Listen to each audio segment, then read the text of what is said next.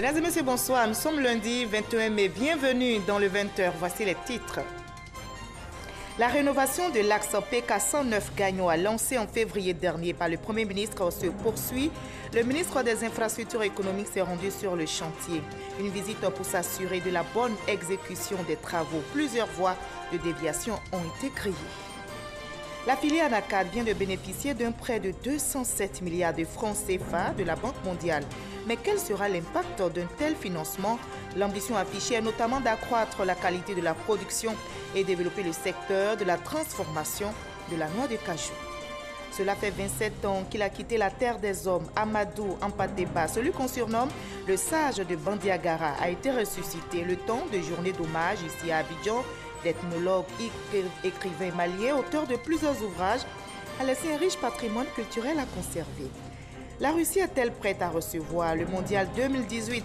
C'est la question que se posent les Russes à moins de 4 semaines du coup d'envoi de la compétition. Mais pas d'inquiétude selon la FIFA et le président Vladimir Poutine. La Russie est bien prête. Soyez les bienvenus sur RTI 1. Nous commençons tout de suite par Gagnoa. Je vous conduis sur l'axe PK 109 dont les travaux de réhabilitation lancés en février dernier par le Premier ministre se poursuivent. Mais comment avance le chantier? Le ministre des Infrastructures économiques s'est rendu sur place pour se faire une idée des travaux. Le ministre des Infrastructures économiques, Amédée Kouakou, s'est rendu sur place et plusieurs voies de déviation ont été créées, comme nous rapporte Francis Boifo. Axe PK 109 autoroute du Nord, Ndoussitia Salidivo et Gagnoa. 167 km de voies à réhabiliter. Le taux de réalisation est de 8,30% pour un délai consommé de plus de 40%. Les travaux ont été réalisés sur plus de 15 km. Est-ce que vous êtes dans le temps? Il faut dire que nous sommes vraiment en retard.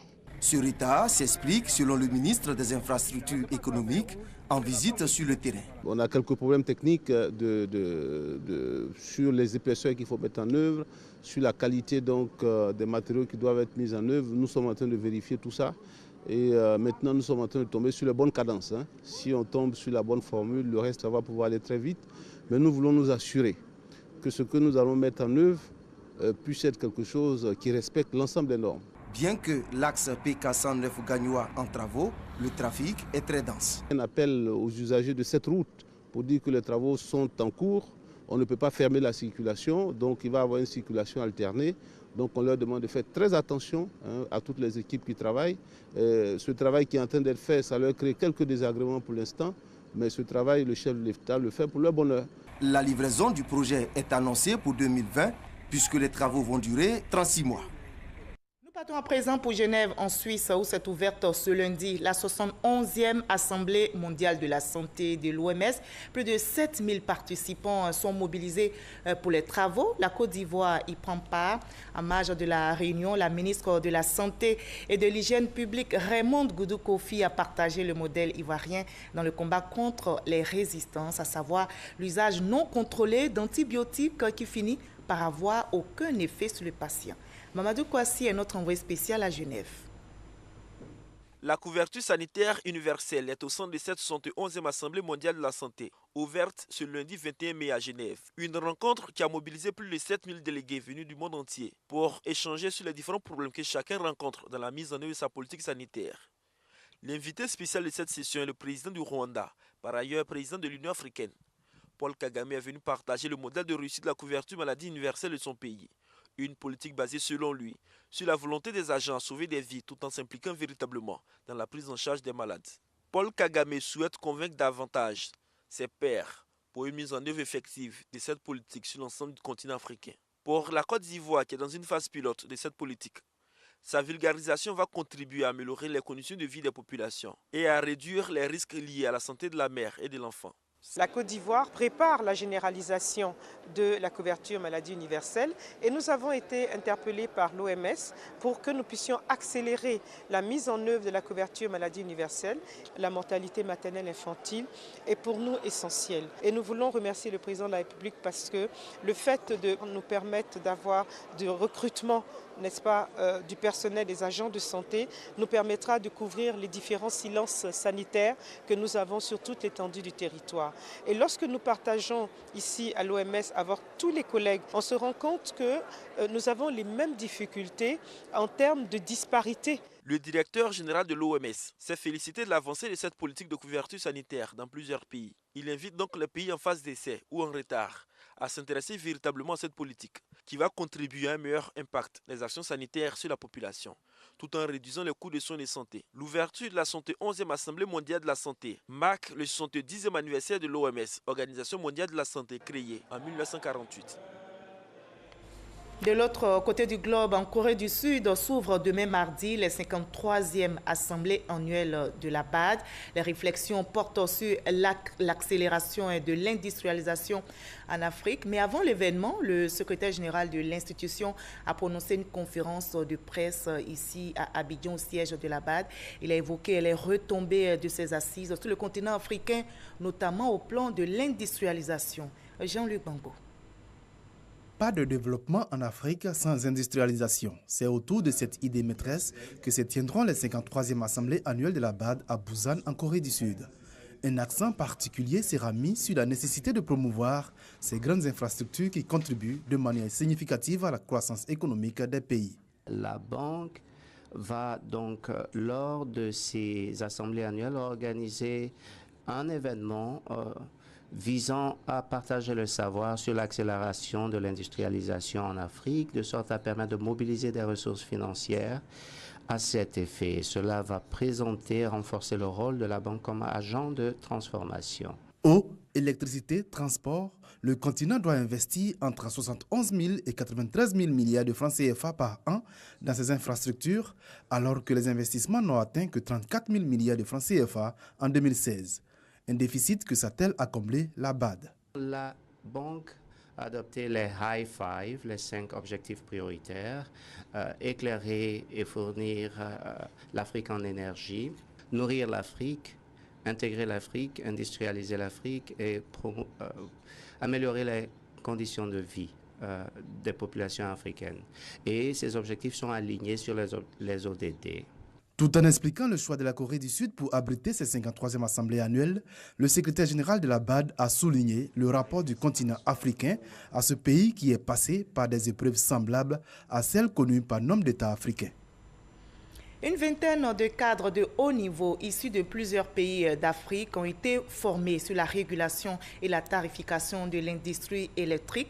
L'objectif est de renforcer les compétences des régulateurs dans un contexte où le gouvernement multiplie les initiatives pour répondre aux besoins croissants de l'économie ivoirienne en électricité. Salimatou Dia, Franck Wadio. La Côte d'Ivoire ambitionne doubler d'ici 2020 sa production énergétique actuellement de 2000 MW. Pour assurer son rôle de régulateur, l'autorité nationale de régulation du secteur de l'électricité en Côte d'Ivoire, ANARECI, veut rendre ce projet efficace en montrant les compétences de ses agents. Une vingtaine de régulateurs nationaux mais aussi sous-régionaux ont été outillés à la régulation et à la tarification de l'industrie électrique lors d'un séminaire tenu à Abidjan. Qu'est-ce qu'il faut qu'on développe, qu'est-ce qu'il faut qu'on maîtrise? C'est la tarification de l'électricité, sachant que faire une bonne tarification, ça veut dire que les coûts, les recettes doivent être couvertes par les coûts générés par le service. D'une part. D'autre part, il faut que ces tarifs soient abordables pour le consommateur et que les services fournis soient de qualité. Et enfin, il faut que les tarifs envoient un signal économique qui amène l'ensemble des consommateurs à comprendre comment il faut consommer de façon optimale. En termes de régulation, il faut maintenant aller vers l'efficacité de ce système-là pour que dans les années à venir, on puisse avoir un produit de meilleure qualité à un coût abordable pour les consommateurs. L'ANARECI est également en charge de proposer à l'État des tarifs de vente de l'électricité et d'accès au réseau. Et attention à l'usage du gaz butane dans nos maisons. Une mauvaise manipulation peut causer des dégâts. Et on l'a appris donc aujourd'hui, un immeuble a été ravagé par les flammes à Angré, 8e tranche dans la commune de Cocody. Et selon les témoins, l'incendie a été déclenché par le four d'un restaurant situé juste au niveau du bas de l'immeuble. Alertés, les sapeurs-pompiers ont pu circonscrire le feu. Aucune perte en vie humaine n'est à déplorer, mais les dégâts matériels sont importants. Je le disais dans les titres, la filière ANACAD a bénéficié d'un financement de la Banque mondiale, un prêt de 207 milliards de francs CFA. Mais quel sera l'impact dans la filière ANACAD? L'ambition affichée est claire, accroître la productivité, la qualité de la production et développer le secteur de la transformation de la noix de cajou. On en sait plus avec Noël Gnagno. La filière ANACAD poursuit son embellie 5 ans après sa réforme. La campagne 2018 affiche des résultats satisfaisants sur la période. Nous sommes à 62% des objectifs que nous nous sommes fixés, à savoir 530 000 tonnes achetées à la date du 4 mai et 262 000 tonnes exportées. Il faut rappeler qu'à la même période 2017, nous étions à 520 000 tonnes. Ce qui veut dire que nous avons dépassé les réalisations de 2017 de 10 000 tonnes à la date du 4 mai. Le bémol de cette campagne, les prix sont moins volatiles. La courbe de la commercialisation est montée beaucoup plus lentement cette année. Les 3 dernières années, les prix sont montés jusqu'à 800 francs, voire 900 francs et même 950 francs dans certaines localités. Alors cette année, les prix sont tassés autour donc de 500-600 francs. Devenu stratégique pour l'agriculture ivoirienne, sa durabilité préoccupe le pouvoir public. Voilà qui explique l'accord de près de 107 milliards par la Banque mondiale avec 4 composantes déterminantes pour le développement de la chaîne des valeurs. La première composante fait appel au renforcement institutionnel et gouvernance donc, de la chaîne des valeurs. La deuxième composante est donc l'amélioration de la productivité et l'accès au marché. La troisième composante, donc, c'est le développement des infrastructures industrielles pour la transformation et à l'appui et l'investissement privé. Et la quatrième composante est bien sûr la coordination. Au-delà de tout, la transformation reste le point d'orgue de ce prêt. Dans cette optique, 4 plateformes industrielles opérationnelles de leur acquisition par les investisseurs vont être réalisées à Bouaké, Bondougou, Korogo et Séguéla. Lorsqu'un investisseur veut implanter son unité, il faut qu'il lève les contraintes liées au foncier. Il faut qu'il lève les contraintes liées à l'électricité. Il faut qu'il lève les contraintes liées à l'amener de l'eau, à l'adduction d'eau. Alors, toutes ces contraintes sont des contraintes parfois fortes et parfois insurmontables pour un investisseur qui n'est pas national. Et même quand il est national, ce n'est pas toujours évident. Donc, ces plateformes seront donc des plateformes totalement aménagées. Et lorsque vous voulez créer votre usine, vous venez avec les plans, tout simplement les plans dessinés par votre architecte. Vous implantez votre usine, vous implantez vos magasins si vous en avez besoin et vous commencez à fonctionner. Pour une meilleure gestion de ces plateformes, le Conseil du coton ANACAD invite les éventuels investisseurs à faire diligence.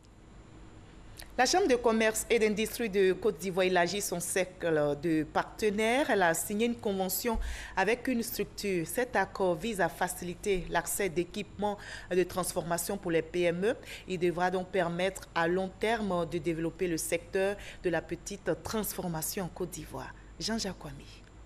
Pour accroître la transformation des matières premières agricoles, la Chambre de commerce et d'industrie de Côte d'Ivoire et Côte d'Ivoire Engineering, société étatique spécialisée dans la production d'équipements usines, conjuguent leurs efforts. Un accord de partenariat a été signé. La signature de notre accord de partenariat constitue un support d'accompagnement pour les PME et PMI du secteur agro-industriel. Les bénéficiaires seront appuyés dans l'acquisition d'équipements de transformation. Le président de la Chambre de commerce et d'industrie de Côte d'Ivoire les a invités à profiter de cette offre qui leur permet de ne pas avoir recours à des fournisseurs étrangers. Vaillante et dynamique promotrice d'unité d'agro-transformation. Ce programme est pour vous une réelle opportunité une occasion de donner une nouvelle orientation à vos activités. Il vous appartiendra de vous en approprier totalement et d'en tirer le maximum de bénéfices pour vos entreprises. Pour les entrepreneurs de la petite transformation agricole, cet accord est une véritable bouffée d'oxygène. Ça nous va droit au cœur. Nous sommes des femmes du milieu rural et nous sommes dans la transformation. C'est des difficultés que nous avons pour avoir les matériels de la transformation. Cette signature s'inscrit dans l'ambition du gouvernement de transformer sur place 50% des matières premières agricoles d'ici à 2020. À ce jour, la Côte d'Ivoire ne transforme que 30% de son cacao et moins de 5% des autres produits d'exportation. On célèbre l'excellence dans le domaine de l'éducation. Les meilleurs élèves de Côte d'Ivoire viennent d'être primés par la ministre de l'Éducation nationale, de l'enseignement technique et de la formation professionnelle, la ministre Kandia Camara. Au cours de cette célébration ont été primés les meilleurs élèves des examens à grand tirage, session 2017, catégorie CEPE, BPC et BAC. Le reportage de Sephora Zegui est commenté par Franck Quadio. Les meilleurs élèves aux différents examens à grand tirage au titre de l'année 2017 viennent d'être primés par Kandia Camara, ministre de l'Éducation nationale, de l'enseignement technique et de la formation professionnelle. 3 élèves pour le CEPE et l'entrée en 6e, 3 pour le BPC 12, pour le baccalauréat général et 9 pour le baccalauréat technique. Ils se sont distingués par une moyenne supérieure à 14 sur 20 aux différents examens. Moi, c'est une véritable satisfaction de recevoir ce prix-là parce qu'à travers cela, je vois un peu mes efforts qui ont été récompensés. Je suis très honorée, franchement, d'avoir reçu ce prix et je suis très contente de mes petites camarades et moi. C'est vraiment un honneur que le ministère s'implique autant dans notre éducation. Je suis très fière de cela et j'encourage vraiment tous mes camarades à travailler autant. Les plus heureux sont les parents d'élèves qui sont venus en grand nombre pour partager ces moments de joie. Lorsque l'enfant travaille, ça fait partie des efforts aussi des parents. Donc vraiment, quand l'enfant travaille, il a de quoi être encouragé. La 5e édition de la Journée nationale du mérite et de l'excellence est comme les précédentes. L'occasion est toute trouvée pour créer une saine émulation au sein des élèves. La Journée nationale du mérite et de l'excellence a pour mission d'encourager et d'exhorter tous les acteurs de notre système éducatif, en particulier notre jeunesse, à l'amour du travail bien fait, afin d'obtenir des têtes bien faites. Elle a aussi pour rôle de révéler les talents et de les présenter à la nation comme les modèles vers lesquels tout citoyen doit tendre.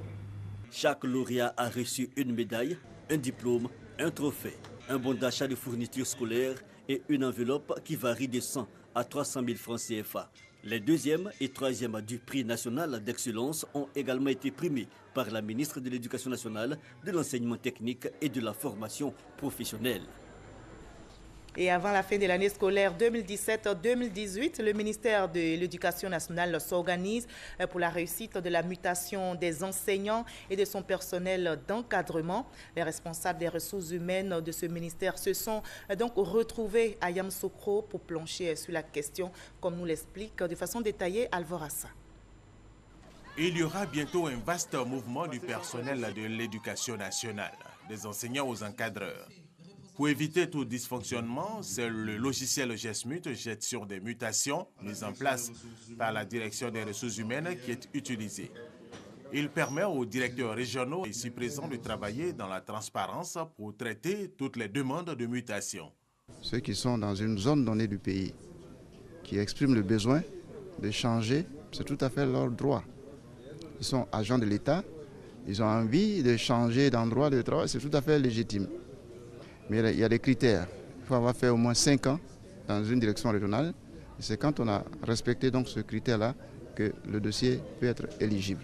Outre ce logiciel, la direction des ressources humaines a mis en place le code du poste, un applicatif qui permet de codifier tout le personnel pour harmoniser les postes et consolider les listes nominatives à la direction des ressources humaines. C'est ce code du poste-là qui permet effectivement de savoir qui est où et qui fait quoi.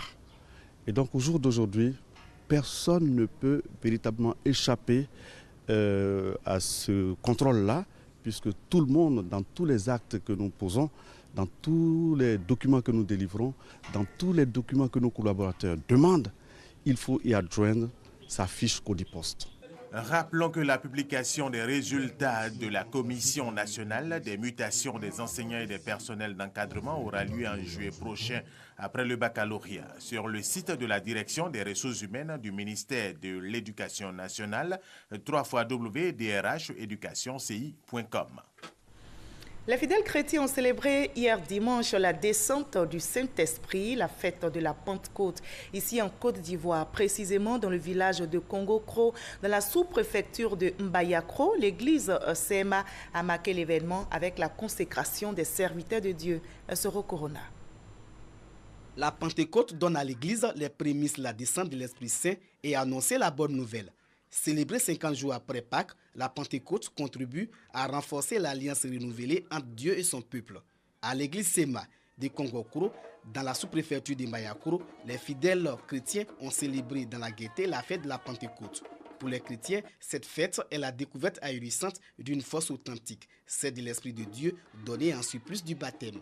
C'est écrit que la fête de Pentecôte, c'est le jour que le Saint-Esprit est venu sur la terre. Il faudrait que chaque année, tous les chefs du département de Sono se retrouvent à une certaine période pour échanger, pour que nous ayons l'émergence. Un créneau que nous devons utiliser tous pour pouvoir avoir le développement dans la région. À Congo-Kro, la fête de la Pentecôte a pris des allures de fête. Ce rendez-vous annuel permet aux populations de se consacrer au développement de leur terroir. Nana Kamounou Azad, chef de village, a exhorté les cadres à s'unir afin de consolider des liens socio-économiques pour le rayonnement et le développement du village. Les cadres se sont engagés à soutenir le chef dans la réussite de sa lourde mission pour le bien-être des habitants. De leur côté, les fidèles musulmans poursuivent le jeûne du Ramadan. Le ministre d'État, ministre de la Défense, Ahmed Bakayoko, a profité de son séjour samedi à San Pedro pour partager un repas avec les militaires et gendarmes. Et c'était à l'occasion de la rupture du jeûne, un moment de convivialité, nous dit Sam Kona, notre correspondant dans le Bassa-Centra. San Pedro, ce samedi 19 mai 2018, il est 18h20. La nuit tombe sur la ville portuaire. Le ministre d'État, ministre de la Défense, arrive au domicile du préfet de région. Ahmed Bakayoko est venu rompre le jeûne avec ses coreligionnaires militaires et gendarmes, en compagnie du corps préfectoral et de guides religieux. La prière qui marque la fin du jeûne du jour a été dirigée par l'imam Traoré Kissima. C'est dans une bonne ambiance que la rupture du jeûne s'est déroulée. Le mois de Ramadan est un grand mois de spiritualité, n'est-ce pas? Ce n'est pas que seulement le soldat en tant que tel, mais c'est un plus que cela apporte, n'est-ce pas, à la communauté des FDS pour pouvoir mieux appréhender le concept religieux que nous tenons de faire. Cette présence du ministre d'État, ministre de la Défense à nos côtés nous galvanise davantage. Je suis à San Pedro dans le cadre d'une activité avec la gendarmerie. Nous sommes en plein mois de carême et ça a été vraiment un privilège pour moi de pouvoir partager ce moment de rupture de jeûne avec tous les soldats, les sous-officiers, les officiers, chez monsieur le préfet. Je pense que c'est un moment de communion, un moment de prière, c'est un moment qui nous rapproche et c'est un peu notre approche, notre vision de ce que nous devons être une grande famille, la grande famille des forces armées de Côte d'Ivoire. Le ministre d'État Ahmed Bakayoko a ensuite eu des entretiens avec plusieurs groupes avant de se retirer. Cela fait 27 ans qu'il a quitté la terre des hommes. Amadou Ampateba, celui qu'on surnomme le sage de Bandiagara, a été ressuscité le temps d'une journée d'hommage à Abidjan. L'ethnologue, écrivain, malien, auteur de plusieurs ouvrages dont L'étrange destin des Wangrin, a laissé un riche patrimoine culturel qui doit être conservé, comme nous l'explique Franck Quadio. Ce n'est pas une demeure ordinaire. Ici, c'est l'antre qui recèle les objets et écrits de Amadou Ampateba, cet écrivain, ethnologue malien, Grand Prix littéraire d'Afrique noire en 1991, décédé la même année le 15 mai à Abidjan. La gardienne du temple, la voici, sa fille Roukiatou. Dans cette salle sont rangées les archives de son père. S'il a publié un paquet d'ouvrages, plusieurs de ses écrits sont ici conservés à l'étape manuscrite. L'homme a deux sortes de souillures, celui qui vient de son corps et celui qui vient de son cœur. Le premier produit, l'héritage que Amadou Hampâté-Bâ nous laisse, sont détenus dans des conditions de conservation précaires et sont menacés de disparaître. Elles correspondent à peu près à 85 années de recherche. Conserver ses écrits comme elle le peut, difficile pour Okiatou. Ces pages sont des pièces uniques. Mais Hampâté-Bâ ne conservait pas que des écrits. Il y a aussi des schémas et témoignages de ses périples d'ethnologue. Dans la pièce voisine, la bibliothèque où sont conservées ses œuvres, mais aussi celles d'écrivains avec qui Hampâté-Bâ est resté en contact. Au moins 50% des ouvrages qui ont été dédicacés par des auteurs qui l'appréciaient. Chacun venait dédicacer son livre et lui donner un exemplaire. Parmi eux, il y a des illustres auteurs tels que André Malraux. Un devoir de mémoire s'impose donc la semaine autour du 15 mai chaque année. 2018 consacre la 27e édition de la date anniversaire de sa mort. Les idées de vieillards sont des idées de cimetière. Il faut les semer dans la tête des jeunes pour qu'elles vivent. Venu à la conquête du savoir des élèves, Hampâté-Bâ aimait dispenser son art à travers les contes surtout. Sur scène, Rebecca, jeune conteuse, livre des extraits d'œuvres de l'auteur. Le livre fait sortir une poudre magique et dit italienne. Il y a beaucoup de vocabulaire. J'ai retenu aussi qu'il ne faut jamais mentir, qu'il ne faut jamais garder tout pour lui et aussi qu'il ne faut jamais se fonder à plus fort que soi. Des chants, des danses et même un récital pour la mémoire de l'auteur, le 15 mai, amplement célébré. C'est rappeler la grande amitié qui les liait. Donc chaque fois que la Fondation Hampâté-Bâ a des activités, la Fondation Félix Houphouët-Boigny se doit d'être présente. C'était véritablement mon père qui m'a inspiré dans beaucoup de choses que j'ai eu à faire. L'homme a été en 1975 récompensé par l'Académie française pour ses efforts de transcription des langues africaines. Était joué dans le domaine de la littérature. Le SILA 2018, le Salon international du livre d'Abidjan, a refermé ses portes hier dimanche. Une 10e édition marquée par une forte fréquentation des stands par le public et une participation remarquable d'écoles. 7 prix sur 8 ont été attribués aux meilleurs acteurs du livre. On retrouve Franck Quadio. Une dédicace du dernier ouvrage qui lui reste. Crépin Conan, jeune auteur, a des raisons d'être satisfait. Ce 10e SILA ouvre de bonnes perspectives. Déjà très beau parce qu'il y a eu beaucoup de visiteurs et les différents prix qu'ont reçus les auteurs nous encouragent les jeunes à plus nous lancer. Dans la salle d'exposition d'autres néophytes, Yoa Kone a écrit sur le mariage traditionnel en pays Tagbana.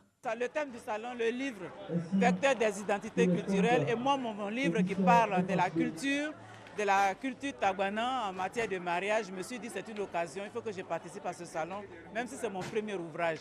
Des moins connus à d'autres plus expérimentés, à l'image de Henri Djombo, invité spécial. Le ministre congolais de l'Agriculture, qui est aussi écrivain, est venu côtoyer ses pairs ivoiriens du livre. D'être là et de pouvoir échanger avec les uns et les autres, de pouvoir esquisser l'avenir du livre en Afrique. Présentation et dédicace de livres, échanges et partage et des leçons diverses pour auteurs, écrivains, éditeurs, libraires et imprimeurs. Ça fait connaître la Côte d'Ivoire, la culture de la Côte d'Ivoire et alors je demande que ça continue et que ça s'améliore. Je tiens dans un salon du livre.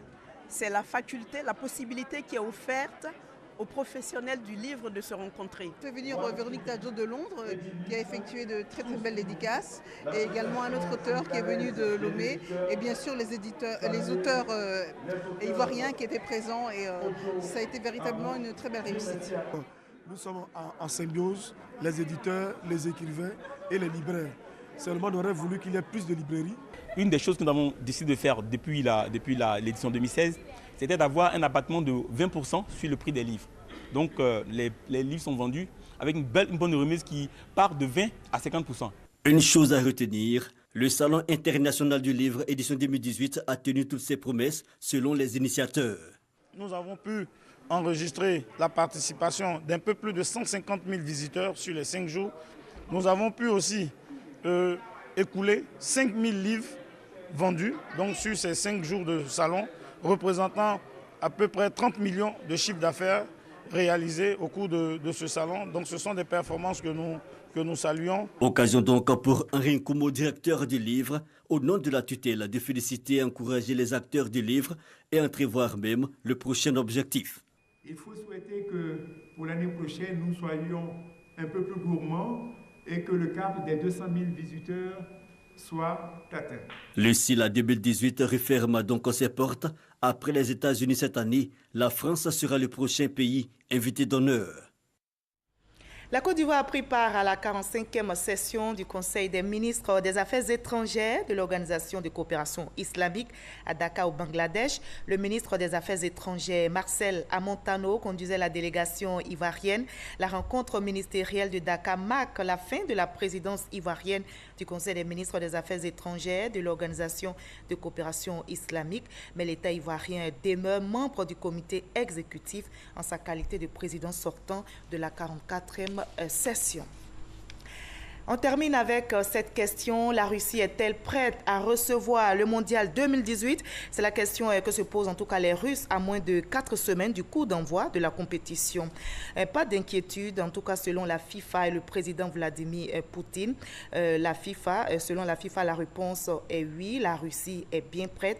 Lors de sa dernière visite en Russie, le président de la FIFA a félicité le président Vladimir Poutine et déclaré que le pays est bel et bien prêt pour organiser le mondial 2018. Fin de ce 20h. Merci à vous tous de votre aimable attention. Je vous retrouve avec le même plaisir demain, 20h.